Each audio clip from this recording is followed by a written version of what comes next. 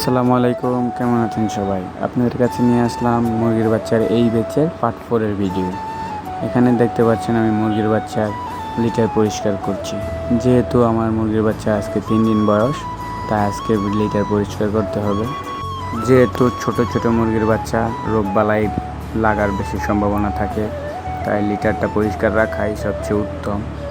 আমিও দেরি না করে লিটারটা চেঞ্জ করে দিলাম। এখন নিচে একটি ভালো সাদা পেপার বিছিয়ে দিব। এখন পেপারের মাঝে আদারগুলো ছিটিয়ে দিব এবং পানির পট দিয়ে দিব। যেহেতু আমি আগ থাকতেই পানির পটে ওষুধ মিক্স করে রেখেছি, আমার কোনো চিন্তা নেই।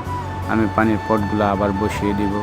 তাই আর দেরি না করে পানির পটগুলো আবার আগের মতন জায়গায় জায়গায় দিয়ে দিচ্ছি, যাতে মুরগির বাচ্চারও পানি খাইতে অসুবিধা না হয়। আদারগুলো ছিটিয়ে দিলাম যাতে খাইতে পারে ঠিকঠাক মতন।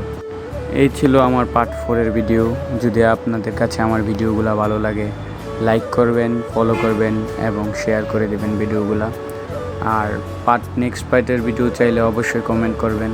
কেমন লাগে আমার ভিডিওগুলো এগুলোও জানাবেন। আল্লাহ হাফেজ, সবাইকে ভালো থাকবেন।